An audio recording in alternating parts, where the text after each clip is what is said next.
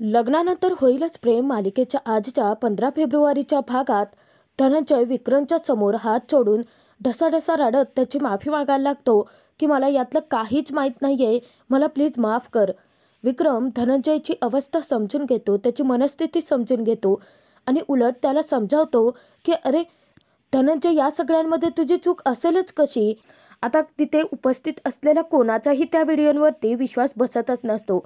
मुळात धनंजय, पार्थ, शारदा, विक्रम, मानिनी यांचाच त्या व्हिडिओवरती विश्वास नसतो, कारण त्यांचा विश्वास असतो तो नंदिनीवरती.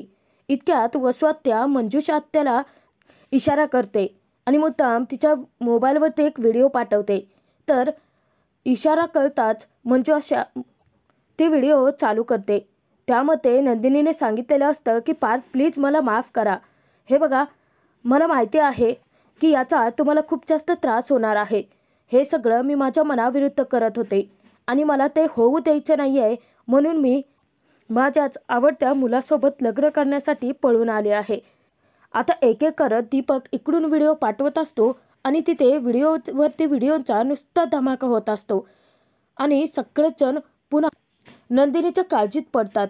इकडे सँडी विचारतो की अरे परंतु ही कन्व्हिन्स कशी झाली तुझ्यासाठी हे सगळं बोलायला. तेव्हा दीपक म्हणतो की टेक्नॉलॉजी रे मित्रा, टेक्नॉलॉजीने आजकाल काहीही करता येतं. आणि माझा एक मित्र आहे आणि त्याच्याकडून हा व्हिडिओ मी एडिट केलाय. कोणाचाही फेस कोणालाही लावता येतो, अगदी कोणाचाही आवाज आपण जोडून व्हिडिओ बनवू शकतो. मीही तीच चाल खेळली आहे. नंदिनीचा खोटा व्हिडिओ मी स्वतः बनवलाय आणि त्याला तिचा खोटा आवाजच लावलाय, परंतु बघणाऱ्याला अगदी तो रिअल वाटतोय.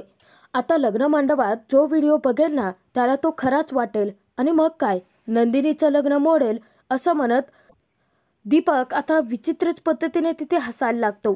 इकडे मांडवात मात्र मिथून मंजुषाच्या हातून मोबाईल खेचून घेतो आणि तिच्यावरती खेकसतो की मंजू, तुला अक्कल आहे का, परत परत व्हिडिओ का बघतेस तू.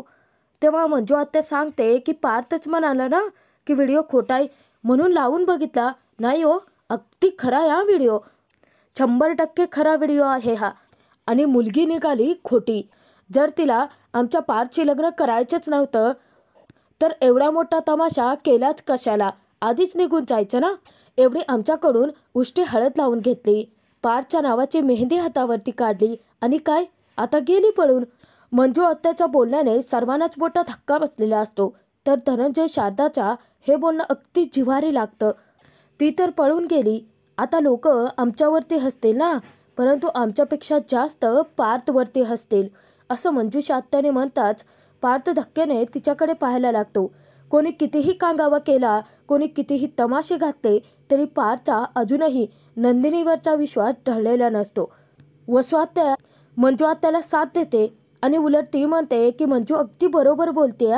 आपण पार्थच्या पुढच्या आयुष्याचा शांतपणे विचार करायला नको आहे का विक्रम. परंतु विक्रम मानिनीला त्यांचं बोलणं वागणं अजिबातच पटत नसतं की गावासमोर उगाच त्या तमाशा मारतायत, कांगावा करतायत आणि हे सगळे तर मुद्दामच करत असतात. इकडे तोचपर्यंत नंदिनीला आता शुद्ध येते. शुद्धीवर येताच नंदिनी धक्क्याने विचारते की मी कुठे आणि तुम्ही कोण आहात. तेव्हा दीपक आपली जी खोटी दाढी मिशा लावलेली असते ती बाजूला करतो, नंदिनीच्या पायाखालची जमीनच हादरते. तर नंदिनी विचारते की दीपक तू.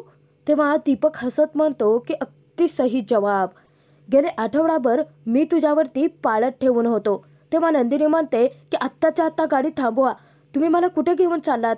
तेव्हा नंदिनीला दीपक म्हणतो की अगं लग्न आहे ना आज आपलं, गेल्या आठवडाभर मी तुला पाळत ठेवून होतो, आता बरोबर ऐनवेळी लग्नाच्या मुहूर्ताला मी तुला पळवून आणलंय. नंदिनी आता जबरदस्त शॉकमध्ये असते. तर नंदिनी घाबरते, तर ती चोरचोराचे किंचाळायला लागते, आरडाओरडा करायला लागते की गाडी थांबवा प्लीज, गाडी थांबवा. आता सँडी काही गाडी थांबवणारा नसतोच.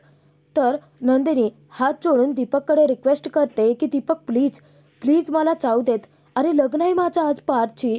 तेव्हा दीपक तिला विचारतो की परंतु पार्थ करेल का तुझ्याशी लग्न. मी ना एक व्हिडिओ पाठवलाय तुझ्याच मोबाईलवरून तुझ्या बाबांना आणि तुझ्या पार्थला. घाबरलेली नंदिनी दीपकला विचारते की व्हिडिओ, कसला व्हिडिओ. तेव्हा दीपक तिला तो व्हिडिओ दाखवतो की ज्यामध्ये नंदिनी स्वतःच तिला दिसते ती म्हणते की पार्थ, मी तुमच्याशी लग्न करूच शकत नाही, कारण माझं दुसऱ्याच एका मुलावरती प्रेम आहे आणि त्याच्याशी लग्न करण्यासाठी मी पळून जाते.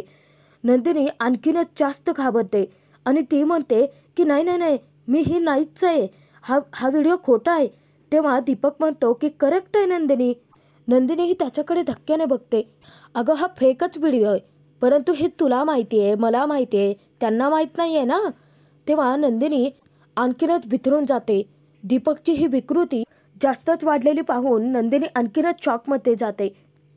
मांडवात वसवात मुद्दामच सासूतपणाचा आव आणत विचारते की गुरुजी, अजून किती वेळ आहे हो मुहूर्ताला? तेव्हा गुरुजी सांगतात की मुळीच नाही, एक मुहूर्त केव्हाचाच टळून गेलाय, आता दुसरं मुहूर्त 1 तासानंतर आहे. तर तुम्हाला काही ठरवता येत असेल तर ठरवा पटकन. तेव्हा शारदा वैतागून म्हणते की गुरुजी, अहो बंद करा, माझी मुलगी इथे सापडत नाहीये आणि तुम्ही काय मुहूर्ताचं घेऊन बसतात. तेव्हा मंजुषा आत्या तिच्यावरतीच खेक असते की हा आवाज गुरुजींवरती चढवण्यापेक्षा नंदिनीवरती चढवला असता ना, तर असे चुकीचं पाऊल तिने उचललं नसतं. मांडवातले सगळेच जण मिळून नुसते नंदिनीच्या चारित्र्यावरती चिखलफेक करत असतात, परंतु नंदिनी खरी कशी आहे हे पार्थने पाहिलेलं असतं. पार्थ तिथे म्हणतो की पास करा, नंदिनीविषयी असलं काहीतरी बोलण्यापेक्षा ना त्यांना शोधायचं बरा. तेव्हा विक्रम आणि नीला पार्थचं म्हणणं योग्यच वाटतं. इकडे दीपक म्हणतो की नंदिनी, एक गोष्ट लक्षात येते का तुझ्या? अगं, या व्हिडिओवरती तिथे मांडवात सगळ्यांनी विश्वास ठेवला असेल, अगदी पार्थ आणि त्याच्या घरच्यांनी सुद्धा. तेव्हा नंदिनी मोठ्या विश्वासाने म्हणते की नाही नाही नाही, माझ्या या खोट्या व्हिडिओवरती कोणीही विश्वास ठेवणार नाही आहे, कारण त्यांना माहिती आहे मी अशी मुलगी नाहीच आहे, मी असं वागूच शकत नाही. तेव्हा दीपक मुद्दाम नंदिनीला घाबरवतो की अगं, लक्षात येत नाही आहे का तुझ्या? हा व्हिडिओ जो पाठवलाय तो आत्तापर्यंत सगळ्यांना खरा वाटत असेल, एव्हा ना मांडवातली सगळी लोक आता तुझ्याविषयी नको ती चर्चा करत असतील. मी तुला पळवून आणलंय नंदिनी, लक्षात येते का तुझ्या? आणि घाबरू नकोस, पार्थने जरी लग्न मोडलं, लग्न नाही केलं ना तुझ्याशी, तरी मी करेन ना तुझ्याशी लग्न. असं म्हणत जेव्हा दीपक नंदिनीचा हात हातात घेतो, नंदिनी त्याचा हात झटकते आणि जोरदार त्याचा कानफाटात वाजवते आणि ती म्हणते की लग्न आणि तुझ्याशी? मी लग्न करेन तर फक्त पार्थशी. तेव्हा नंदिनीने दीपकला त्याची लायकी दाखवून दिलेली असते. आतापर्यंत शांत असलेली नंदिनीने चंडिकेचे रूप धारण केलेलं असतं. नंदिनी तिथे आता जोरजोराचे ओरडायला लागते की गाडी थांबवा प्लीज, गाडी थांबवा, वाचवा मला. तेव्हा दीपकची घाबरगुंडी उडते. दीपक नंदिनीला आता आवरायला जाणार तर नंदिनी जोराची त्याला ढकलते आणि तिचे प्रयत्न चालूच असतात सुटकेसाठीचे, परंतु दीपक खूप जास्त खालच्या थराला पोहोचलेला असतो आणि दीपक पुन्हा एकदा नंदिनीच्या तोंडाला क्लोरोफॉर्म लावून तिला पुन्हा एकदा बेशुद्ध करतो. आणि एवढेच नाही तर यावेळी त्याने नंदिनीला हातपाय बांधून ठेवलेलं असतं. इकडे मांडवात आतापर्यंत शांत असलेला पार्थ म्हणतो की आता मी पोलिसांची मदत घ्यायचं ठरवलंय बाबा. आणि दौलत मामांना तो म्हणतो की चला जाऊयात आपण पोलीस स्टेशनला.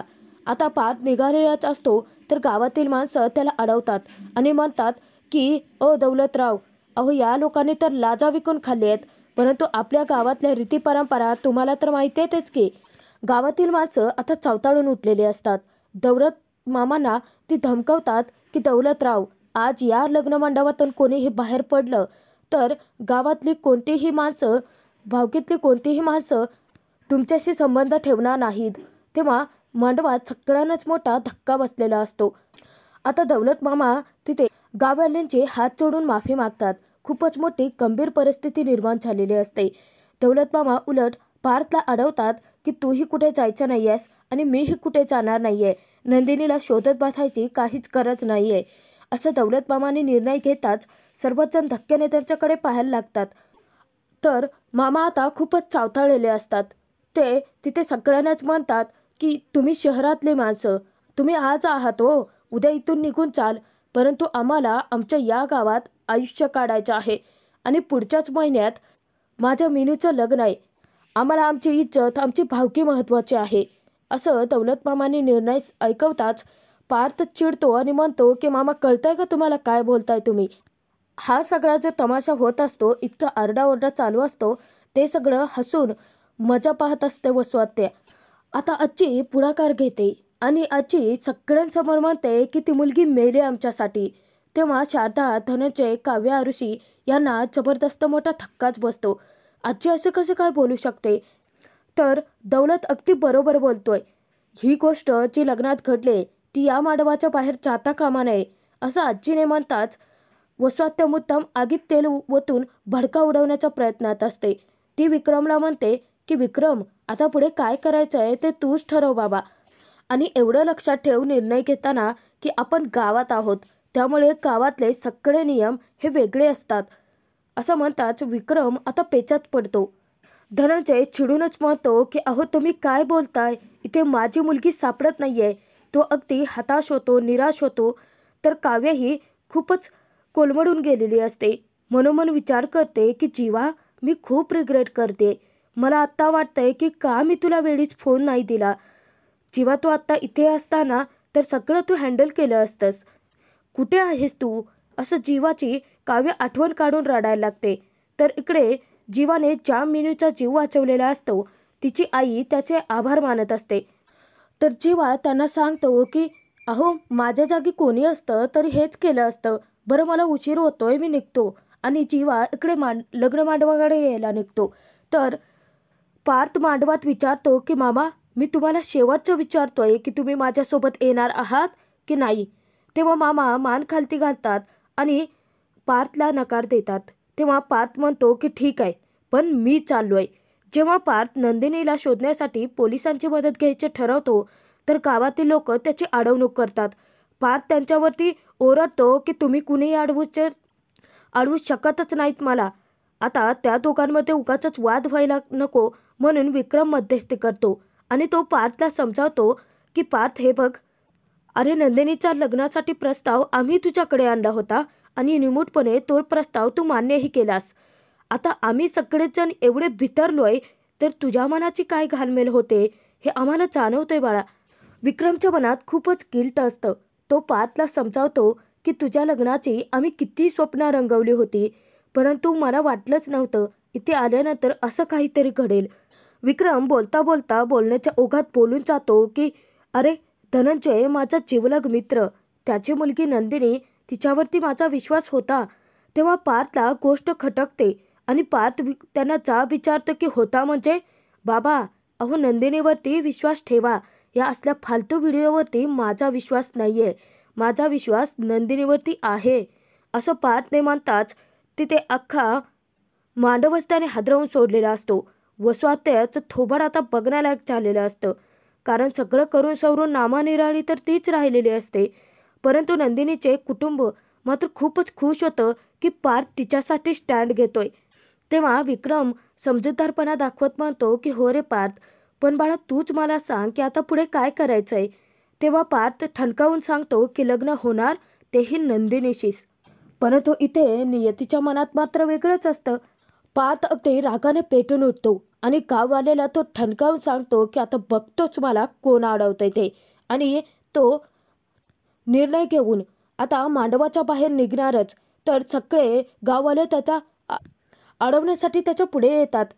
आता पार्थच्या घरचे नंदिनीच्या घरचे खूपच घाबरलेले असतात. तर गाववाले त्याला धमकावतात की लग्नातून पळून जाऊ नकोस असा.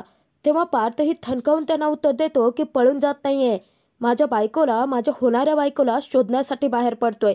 चला सरका बाजूला. पार्थ एकटा त्यांच्याशी 2 हात करत असतो. पार्थ अख्ख्या गाववाल्यांशी नंदिनीसाठी भांडायला तयार असतो. बापरे, खूपच मोठा आता तमाशा निर्माण झालेला आहे. तर सगळे गाववाले तिथे अडून बसलेत आणि पार्थची वाट सोडायला तयारच नाही आहेत. परंतु पार्थ त्या सगळ्या गाववाल्यांशी बिनधास्तपणे भिडतोय. तर गाववाले तिथे पार्थला म्हणतात की तुझ्या लग्नाचं आम्ही काय ते बघू. त्या पोरीने तर शेण खाल्लंच. आता नंदिनीबद्दल असं पार्थ ऐकूनच घेऊ शकत नाही. पार्थ चावताळून त्या माणसाच्या अंगावरती धावून जातो. तेव्हा विक्रम मानेने कसंबसं त्याला शांत करण्याच्या प्रयत्नात असतात. तर बाकीचे गाववाले म्हणतात की आमच्या गावच्या इज्जतीचा प्रश्न आहे. आमच्या गावच्या काही चालीरीती परंपरा आहेत आणि त्या मोडून तुम्हाला जाता येणार नाही. तेव्हा पार्थही त्यांना ठणकावून उत्तर देतो की इथे माझ्या आयुष्याचा प्रश्न आहे. लग्न करायला मी इथे आलोय ना, मग तुम्ही का माझ्या आडवे येत आहेत. असं पार्थने विचारताच गाववाले म्हणतात की ज्या दिवशी तू लग्न करायला आला होतास ना, त्याच दिवशी हे लग्न गावच्या परंपरेनुसार होणार हे ठरलं होतं. आता हे लग्न होणार की नाही ते आम्ही बघू, असं म्हणताच पार्थ पुन्हा त्यांच्या अंगावरती चावताळून धावून जातो की माझं लग्न कसं करायचं हे तुम्ही सांगणारे कोण आहात, चला सरका बाजूला. पार्थ त्यांच्याशी भिडत असतो, नडत असतो, तेही नंदिनीसाठी.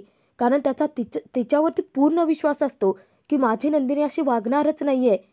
दौलत मामा पार्थला समजावतात की अरे ह्या गावच्या परंपरा आहेत आणि पार्थ तू असा वेड्यासारखा वागू नकोस, गाववाले जे म्हणतायत ते ऐक तू. तेव्हा पार्थ म्हणतो की अहो काय बोलताय मामा तुम्ही, इथे तुमची भाची गायब झाले, तुम्हाला काहीच पडलेले नाही आहे, परंतु सरका बाजूला, मी पोलीस स्टेशनला जातोयच. असं म्हणून जेव्हा पार्थ त्या समोरच्या गाववाल्याला चोराचा ढकलतो, पाडतो त्याला खाली, तेव्हा तो अगदी चावतळून उठतो आणि बाहेर जाऊन बॉटल घेऊन येतो आणि ती काचेची बॉटल जेव्हा तो पार्थच्या डोक्यात घालणार, नेमकी ती बॉटल लागते मानिनीला आणि मानिनीच्या डोक्यातून खळाखळा रक्त व्हायला लागतं. तेव्हा सर्वच जण मोठ्या धक्क्यात असतात. वसुहत्या आता करायला केलेली असते आणि भलतंच काहीतरी होऊन बसलेलं असतं. वसुहत्याची एक चूक इथे दोन्ही परिवाराला भयंकर महागात पडलेले असते. तर काचेचे तुकडे जे मानिनीच्या डोक्यात घुसलेले असतात, पार्थ हळुवारपणे ते तुकडे बाहेर काढतो आणि तुमच्या तर आता असं म्हणत तेव्हा तो पुन्हा त्या गाववाल्यावरती धावून जाणार, तर दौलत मामा मध्यस्थी करतात. परंतु मित्रांनो, इतक्यातच आई कुठे काय करते मालिकेतील अनिरुद्धची धूमधडाक्यात एंट्री होते. तो थांबा म्हणतो आणि जेव्हा तो येऊन पार्थच्या आईची मानिनीची अवस्था पाहतो, सगळेच जण त्याच्याकडे एकटक पाहतच राहतात. तर इकडे तोचपर्यंत नंदिनीला पुन्हा शुद्धी येते. नंदिनी शुद्धीवर येताच पाहते तर तिचे हातपाय आता दोरीने बांधलेले असतात. ही दीपकची नवी चाल असते. तेव्हा नंदिनी त्याच्याकडे भीक मागायला लागते, त्याच्यासमोर हात जोडून कयावया करायला लागते की प्लीज दीपक जाऊ देत रे मला, अरे माझं लग्न आहे आज. परंतु दीपक नंदिनीला काही सोडायला तयारच नसतो. तर नंदिनी तिथे पुन्हा जोरजोराची ओरडायला लागते की वाचवा प्लीज वाचवा मला. तर दीपक तिच्यावरती चावताळून उठतो आणि तो नंदिनीचं तोंड दाबून धरण्याचा प्रयत्न करतो. परंतु नंदिनी दरवेळेस त्याच्यावरती मातच करत असते. ती त्याला सतत जोराची ढकलून देते आणि पुन्हा प्रयत्न करत असते. परंतु दीपक त्याच्याकडचा जो रुमाल असतो तो नंदिनीचं तोंड बांधून टाकतो. तरीही नंदिनीने आपले प्रयत्न काही सोडलेले नसतात. परंतु इकडे मांडवात मात्र तिसरा तमाशा निर्माण झालेला असतो. तर दौलत मामा इथे ओळख करून देतात की हे आमचे होणारे व्याही यशवंतराव भोसले आणि त्यांचे हे चिरंजीव संग्रामराव भोसले यांचंच लग्न आमच्या मीनूशी होणार आहे. तेव्हा यशवंतराव भोसले म्हणतात की अहो त्या होणाऱ्या लग्नाचं राहू देत, परंतु या लग्नात नक्की काय तमाशा झालाय. यशवंतराव हे सगळ्या गाववाल्यांना ओरडतात की अहो मारामारीपर्यंत तुमची मजल गेली, पाहुणे मंडळी आहेत ना ही आपली. आणि दौलत मामांना ते विचारतात की नक्की काय झालंय. तेव्हा दौलत मामा घडला किस्सा ऐकवतात की माझे भाची नंदिनी, तिचं लग्न पार्थ देशमुख यांच्याशी होत आहे, परंतु अचानकच एक व्हिडिओ समोर आला, त्यात ती स्वतः म्हटले की तिला हे लग्न करायचं नाही आहे आणि ती पळून गेली.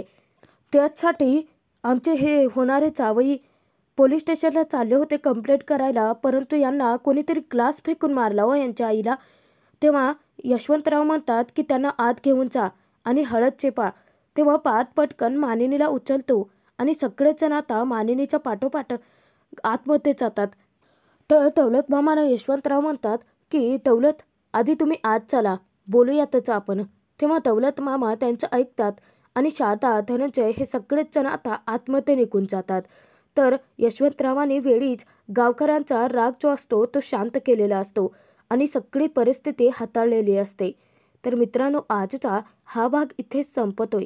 पुढील भागात आपण पाहूयात नंदिनीला जेव्हा सँडी दीपक घेऊन चाललेले असतात, नेमकी त्यांची जीवाच्या गाडीशी धडक होणार. जेव्हा वेळीच गाडी अडवतो आणि तो सँडीवरती ओढतो की काय रे, गाडी कशी चालवतोय, अक्कल आहे का तुला. जीवाला पाहताच नंदिनीच्या मनात उमेद निर्माण होते आणि नंदिनी तिथे जीवा असं म्हणताच दीपक आता लगेच सावध होतो आणि नंदिनीचं तोंड जोरात दाबून धरतो.